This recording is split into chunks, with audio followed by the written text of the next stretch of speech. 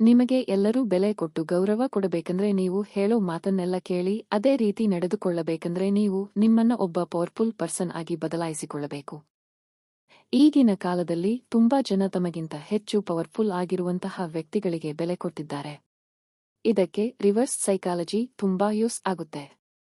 ಈ ರಿವರ್ಸ್ ಸೈಕಾಲಜಿಯನ್ನ ಪ್ರಪಂಚದ ದೊಡ್ಡ ದೊಡ್ಡ ವ್ಯಕ್ತಿಗಳು, ರಾಜಕಾರಣಿಗಳು, ಬಿಸಿನೆಸ್ ಮ್ಯಾನ್ಗಳು ಬಳಸುತ್ತಾರೆ. ಉದಾಹರಣೆಗೆ ನಿಮ್ಮ ಊರಲ್ಲಿ ಯಾರಾದ್ರೂ ಒಬ್ಬ ಶ್ರೀಮಂತ ವ್ಯಕ್ತಿ ಇದ್ರೆ ಅವನು ಎಷ್ಟು ಕೆಟ್ಟವನಾಗಿದ್ದರೂ ಕೂಡ ಜನಗಳು ಅವನಿಗೆ ತುಂಬಾ ಬೆಲೆ ಕೊಡ್ತಾರೆ. ಯಾಕಂದ್ರೆ ಅವನ ಹತ್ತಿರ ಮನಿ ಪವರ್ ಇರೋದ್ರಿಂದ. ಆದರೆ ಈ ರೀತಿ ಕೇವಲ ಪವರ್ನಿಂದ ಅಷ್ಟೇ ಅಲ್ಲದೆ ಈ ರಿವರ್ಸ್ ಸೈಕಾಲಜಿಯ ಟ್ರಿಕ್ಸ್ ಅನ್ನ ತಿಳ್ಕೊಳ್ಳೋದ್ರಿಂದ ಕೂಡ ಬೇರೆಯವರು ನಿಮಗೆ ನಿಮ್ಮ ಮಾತಿಗೆ ಬೆಲೆ ಕೊಡೋ ಹಾಗೆ ಮಾಡಿಕೊಳ್ಳಬಹುದು. ಇದೊಂದು ಪವರ್ಫುಲ್ ಮೆಥಡ್. ಇದನ್ನ ತಿಳ್ಕೊಂಡ್ರೆ ನೀವು ನಿಮ್ಮ ಫ್ಯಾಮಿಲಿ, ಫ್ರೆಂಡ್ಸ್, ರಿಲೇಟಿವ್ಸ್ ಅಷ್ಟೇ ಅಲ್ಲದೆ ನಿಮ್ಮ ಗರ್ಲ್ ಫ್ರೆಂಡ್ ಹತ್ತಿರ ಕೂಡ ನಿಮಗಿರುವಂತಹ ಬೆಲೆಯನ್ನ ಹೆಚ್ಚಿಸಿಕೊಳ್ಳಬಹುದು. ನೀವು ಹೇಳಿದಂಗೆ ಅವರು ಕೇಳೋ ಹಾಗೆ ಮಾಡ್ಕೋಬಹುದು. ಈ ಎಲ್ಲಾ ವಿಷಯಗಳ ಬಗ್ಗೆ ಇವತ್ತು ನಿಮ್ಮ ಜೊತೆ ಹಂಚಿಕೊಳ್ಳುತ್ತಿದ್ದೇನೆ. ನಂಬರ್ 1. ನೀವು ಎಷ್ಟು ಇಂಟರೆಸ್ಟಿಂಗ್ ಆಗಿದ್ದರೂ ಕೂಡ ನೀವು ಸ್ವಲ್ಪವೂ ಇಂಟರೆಸ್ಟ್ ಇಲ್ಲದೆ ಇರೋ ತರ ಕಾಣಿಸಿಕೊಳ್ಳಬೇಕು. ಮನುಷ್ಯರಲ್ಲಿ ಒಂದು ರಿಯಾಕ್ಟನ್ಸ್ ಇರುತ್ತೆ. ಯಾರಿಗಾದರೂ ಅವರ ಫ್ರೀಡಮ್ ಅನ್ನ ಅವರಿಂದ ಕಿತ್ತುಕೊಳ್ಳುವ ಹಾಗೆ ಅನ್ಸಿದ್ರೆ ಅವರು ಅದನ್ನ ಹಿಂದಿರುಗಿ ಪಡೆಯೋದಕ್ಕೆ ಅದಕ್ಕೆ ವಿರುದ್ಧವಾಗಿ ರಿಯಾಕ್ಟ್ ಮಾಡ್ತಾರೆ. ಉದಾಹರಣೆಗೆ ನೀವು ಒಂದು ಹುಡುಗಿಯನ್ನು ಅಥವಾ ಹುಡುಗನನ್ನು ತುಂಬಾ ಇಷ್ಟಪಡುತ್ತಿರ್ತೀರಾ ಅಂತ ಅಂದುಕೊಳ್ಳಿ. ಆಗ ನೀವು ಅವರಿಗೋಸ್ಕರನೇ ತುಂಬಾ ಸಮಯವನ್ನು ಸ್ಪೆಂಡ್ ಮಾಡ್ತಿರ್ತೀರಾ. ಅವರು ಹಿಂದೆನೇ ಹೋಗ್ತಿರ್ತೀರಾ. ಆದರೆ ಅವರು ಮಾತ್ರ ನಿಮ್ಮ ಬಗ್ಗೆ ಸ್ವಲ್ಪವೂ ತಲೆ ಕೆಡಿಸಿಕೊಳ್ಳುವುದಿಲ್ಲ. ಈ ರೀತಿ ಹೆಚ್ಚಾಗಿ ನಡೆಯುವುದು ಹುಡುಗಿಯರ ವಿಷಯದಲ್ಲೇ. ಈ ರೀತಿ ಯಾಕೆ ಆಗುತ್ತೆ ಅಂದ್ರೆ ನೀವು ಯಾರನ್ನ ತುಂಬಾ ಇಷ್ಟಪಡುತ್ತಿರ್ತೀರೋ ಅವರ ಮುಂದೆ ನಿಮಗೆ ಅವರ ಅವಶ್ಯಕತೆ ಇರೋದನ್ನ ತೋರಿಸಿಕೊಳ್ಳುತ್ತಿದ್ದೀರಾ. ಇದರಿಂದ ನಿಮಗೆ ಅವರ ಅವಸರ ಹೆಚ್ಚಾಗಿರೋ ತರ ಅವರಿಗೆ ಅರ್ಥ ಮಾಡ್ತಿರ್ತೀರಾ. ಯಾವಾಗ ಎದುರುಗಡೆ ವ್ಯಕ್ತಿಗೆ ಅವರ ಅವಶ್ಯಕತೆ ನಿಮಗೆ ಜಾಸ್ತಿ ಇದೆ ಅಂತ ಅರ್ಥ ಆಗುತ್ತೋ ಆಗ ಅವರು ನಿಮ್ಮನ್ನ ಕೀಳಾಗಿ ನೋಡೋದಕ್ಕೆ ಶುರು ಮಾಡಿಕೊಳ್ಳುತ್ತಾರೆ. ಯಾಕಂದ್ರೆ ಅವರ ಪ್ರಕಾರ ಅವರು ನಿಮ್ಮ ಜೊತೆ ಇದ್ರೆ ಅವರ ವ್ಯಾಲ್ಯೂ ಕಮ್ಮಿ ಆಗುತ್ತೆ ಅಂತ ಅವರಿಗೆ ಅನಿಸುತ್ತಿರುತ್ತೆ. ಒಂದು ವೇಳೆ ಅವರು ನಿಮ್ಮ ಜೊತೆನೇ ಇದ್ದರೂ ಕೂಡ ಅವರು ನಿಮ್ಮ ಜೊತೆ ಯಾವ ರೀತಿ ಬಿಹೇವ್ ಮಾಡ್ತಾರೆ ಅಂದ್ರೆ ಅವರು ನಿಮ್ಮ ಅವಶ್ಯಕತೆಗೋಸ್ಕರ ಅಷ್ಟೇ ನಿಮ್ಮ ಜೊತೆ ಇರ್ತಾರೆ. ಅವರಿಗೆ ನಿಮ್ಮ ಮೇಲೆ ಇಂಟರೆಸ್ಟ್ ಅನ್ನೋದು ದಿನೇ ದಿನೇ ಕಡಿಮೆ ಆಗ್ತಾ ಬರುತ್ತೆ. ಈ ಕಾರಣಗಳಿಂದಲೇ ಅವರಲ್ಲಿ ರಿಯಾಕ್ಟನ್ಸ್ ಅನ್ನೋದು ಆಕ್ಟಿವೇಟ್ ಆಗುತ್ತೆ. ಅದು ಅವರನ್ನ ನೀವು ಎಷ್ಟು ಟ್ರೈ ಮಾಡಿದ್ರೂ ಕೂಡ ನಿಮ್ಮನ್ನ ಇಗ್ನೋರ್ ಮಾಡೋ ಹಾಗೆ ಮಾಡುತ್ತೆ. ನಿಮ್ಮಿಂದ ಅವರು ದೂರ ಆಗೋಕೆ ಟ್ರೈ ಮಾಡ್ತಾರೆ.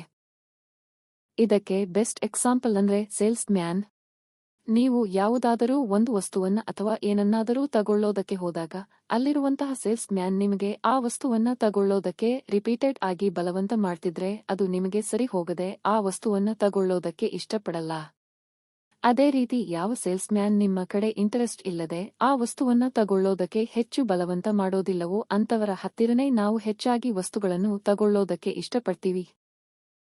ಅಂದ್ರೆ ಯಾರಾದ್ರೂ ನಿಮಗೆ ಬೆಲೆ ಕೊಡಬೇಕಂದ್ರೆ ನೀವು ಅವರ ಬಗ್ಗೆ ಇಂಟರೆಸ್ಟ್ ಇಲ್ಲದೆ ಇರೋ ತರ ಆಕ್ಟ್ ಮಾಡಬೇಕು. ಇದರಿಂದ ಅವರು ಆಟೋಮ್ಯಾಟಿಕ್ ಆಗಿ ನಿಮ್ಮ ದಾರಿಗೆನೆ ಬರ್ತಾರೆ. ನಂಬರ್ 2. ಜನಗಳು ಯಾವುದನ್ನ ಕಂಡ್ರೆ ಭಯಪಡ್ತಾರೋ ಅದನ್ನೇ ಹೆಚ್ಚಾಗಿ ಬಯಸುತ್ತಾರೆ.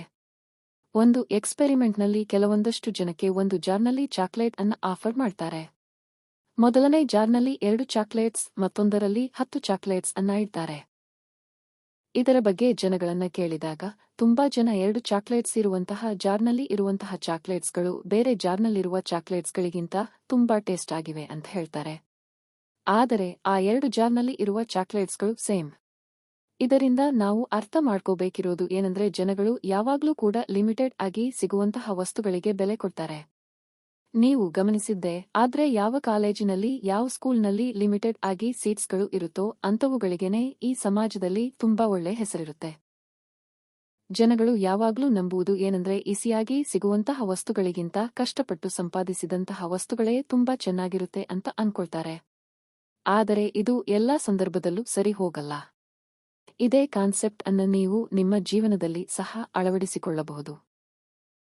ಒಂದು ವೇಳೆ ನೀವು ನಿಮ್ಮ ರಿಲೇಶನ್ಶಿಪ್ ಚೆನ್ನಾಗಿರಬೇಕಂದ್ರೆ ನಿಮ್ಮ ಅವೈಲಬಿಲಿಟಿಯನ್ನ ಕಡಿಮೆ ಮಾಡ್ಕೋಬೇಕು. ಅಂದ್ರೆ ನೀವು ಯಾರಿಗೂ ಸಹ ಯಾವಾಗ್ಲೂ ಹೆಚ್ಚಾಗಿ ಸಿಗಲೇಬಾರದು. ನೀವು ಯಾರನ್ನಾದರೂ ಹೆಚ್ಚಾಗಿ ಮೀಟ್ ಮಾಡ್ತಾ ಯಾವಾಗ್ಲೂ ಅವರ ಜೊತೆನೇ ಇದ್ರೆ ಆಗ ಅವರು ನಿಮಗೆ ಕೊಡುವಂತಹ ವ್ಯಾಲ್ಯೂ ಅನ್ನ ಕೊಡದೆ ಹೋಗಬಹುದು. Number 3. The give and take role. ರೆಸ್ಟೋರೆಂಟ್ಗಳಲ್ಲಿ ಅನೇಕ ರೀತಿಯ ರಿಸರ್ಚ್ಗಳನ್ನು ಮಾಡ್ತಾರೆ. ನೀವು ಯಾವುದಾದರೂ ಒಂದು ರೆಸ್ಟೋರೆಂಟ್ಗೆ ಹೋದ್ರೆ ಈ ವಿಷಯವನ್ನ ಗಮನಿಸಿಯೇ ಇರ್ತೀರಾ. ವೈಟರ್ಸ್ಗಳು ಯಾವಾಗ ಬಿಲ್ ಅನ್ನ ತಗೊಂಡು ಬರ್ತಾರೋ ಬಿಲ್ನ ಜೊತೆಗೆ ಫ್ರೀಯಾಗಿ ಕೇಕ್ ಆಗಿರಬಹುದು ಅಥವಾ ಏನಾದರೂ ಸ್ವೀಟ್ಸ್ ಆಗಿರಬಹುದು, ಇಂಥವುಗಳನ್ನ ಫ್ರೀಯಾಗಿ ತಂದು ಕೊಡ್ತಾರೆ. ಒಂದು ಸ್ಟಡಿಯ ಪ್ರಕಾರ ಗೊತ್ತಾಗಿದ್ದು ಏನು ಅಂದ್ರೆ ರೆಸ್ಟೋರೆಂಟ್ಗಳಲ್ಲಿ ವೈಟರ್ಸ್ಗಳು ಕೊನೆಯದಾಗಿ ಬಿಲ್ ಅನ್ನ ಕೊಡೋದಕ್ಕಿಂತ ಮುಂಚೆ ನಿಮಗೆ ಏನಾದರೂ ಫ್ರೀಯಾಗಿ ತಂದು ಕೊಟ್ರೆ ಅದಕ್ಕೆ ಜನಗಳು ಅಟ್ರಾಕ್ಟ್ ಆಗಿ ಅವರಿಗೆ ಟಿಪ್ಸ್ ಕೊಡುವಂತಹ ಚಾನ್ಸಸ್ಗಳು ಇರುತ್ತವೆ. ಹಾಗೆ ನಾವು ನಮ್ಮ ಫ್ರೆಂಡ್ಸ್ಗೆ ಆಗಿರಬಹುದು, ರಿಲೇಟಿವ್ಸ್ಗೆ ಆಗಿರಬಹುದು ಅಥವಾ ಗರ್ಲ್ ಫ್ರೆಂಡ್ಗೆ ಆಗಿರಬಹುದು ಗಿಫ್ಟ್ಗಳನ್ನು ಕೊಟ್ರೆ ಯಾವುದೋ ಒಂದು ರೀತಿಯಲ್ಲಿ ಅವರು ನಿಮಗೆ ಹೆಚ್ಚು ರೆಸ್ಪೆಕ್ಟ್, ಹೆಚ್ಚು ಬೆಲೆಯನ್ನ ಕೊಡ್ತಾರೆ. ಹಾಗಂತ ಲಿಮಿಟ್ಸ್ ಅನ್ನ ದಾಟಿ ಗಿಫ್ಟ್ಗಳನ್ನು ಕೊಡಬಾರದು. ಅದರಿಂದ ಅವರ ದೃಷ್ಟಿಯಲ್ಲಿ ನೀವು ಚಿಕ್ಕವರಾಗ್ತೀರಾ. ನಂಬರ್ 4. ತುಂಬಾ ಜನ ತಮ್ಮ ತಪ್ಪನ್ನ ಒಪ್ಪಿಕೊಳ್ಳುವುದಿಲ್ಲ. ನಾನು ತಪ್ಪನ್ನ ಮಾಡಿದೀನಿ ಅಂತ ಗೊತ್ತಿದ್ರೂ ಕೂಡ ನಾನು ತಪ್ಪೇ ಮಾಡಿಲ್ಲ ಅಂತ ವಾದ ಮಾಡ್ತಾರೆ. ಓವರ್ ಕಾನ್ಫಿಡೆನ್ಸ್ನಿಂದ ನನಗೆ ಎಲ್ಲಾ ಗೊತ್ತು ಅನ್ನೋ ತರ ಆಕ್ಟ್ ಮಾಡ್ತಾರೆ. ನಿಜವಾಗ್ಲೂ ಅವರಿಗೆ ಏನು ಗೊತ್ತಿರೋದಿಲ್ಲ.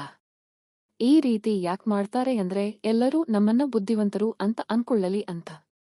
ಕೆಲವೊಂದು ಸರಿ ಯಾವುದಾದರೂ ಒಂದು ವಿಷಯದ ಬಗ್ಗೆ ಕೇಳಿದಾಗ ಅದರ ಬಗ್ಗೆ ಗೊತ್ತಿಲ್ಲ ಅಂದ್ರೂ ಕೂಡ ನಾನು ಇದನ್ನ ಇಂಟರ್ನೆಟ್ನಲ್ಲಿ ನೋಡಿದೀನಿ, ಎಲ್ಲೋ ಕೇಳಿದೀನಿ, ನ್ಯೂಸ್ ಪೇಪರ್ನಲ್ಲಿ ಓದಿದೀನಿ ಅಂತ ಏನಾದರೂ ಒಂದು ಸುಳ್ಳುಗಳನ್ನು ಹೇಳ್ತಾರೆ. ಆದ್ರೆ ಒಂದನ್ನ ಅರ್ಥ ಮಾಡಿಕೊಳ್ಳಿ, ಯಾವಾಗ್ಲೂ ಕೂಡ ನಮಗೆ ಗೊತ್ತಿಲ್ಲದಿರುವಂತಹ ವಿಷಯದ ಬಗ್ಗೆ ಗೊತ್ತಿರುವ ತರ ಮಾತಾಡಬಾರದು. ನನಗೆ ಅದರ ಬಗ್ಗೆ ಗೊತ್ತಿಲ್ಲ ಅಂತ ಹೇಳಿದ್ರೆ ನೀವೇನು ಚಿಕ್ಕವರಾಗಲ್ಲ. ಅದು ಬೇರೆಯವರ ಮನಸ್ಸಿನಲ್ಲಿ ನಿಮ್ಮ ವ್ಯಾಲ್ಯೂ ಅನ್ನ ಹೆಚ್ಚಿಸುತ್ತದೆ. ಗೊತ್ತಿಲ್ಲ ಅಂತ ಹೇಳೋದ್ರಿಂದ ನೀವು ಇನ್ನೂ ಹೆಚ್ಚು ವಿಷಯಗಳನ್ನು ತಿಳ್ಕೊಳ್ಳುತ್ತೀರಾ. ಇದಿಷ್ಟು ಇವತ್ತಿನ ವಿಡಿಯೋ. ಈ ವಿಡಿಯೋ ನಿಮಗೆ ಇಷ್ಟ ಆಗಿರುತ್ತೆ ಅನ್ಕೊಂಡು ಮತ್ತೊಂದು ಹೊಸ ವಿಷಯದೊಂದಿಗೆ ಮತ್ತೆ ಬರ್ತೀನಿ.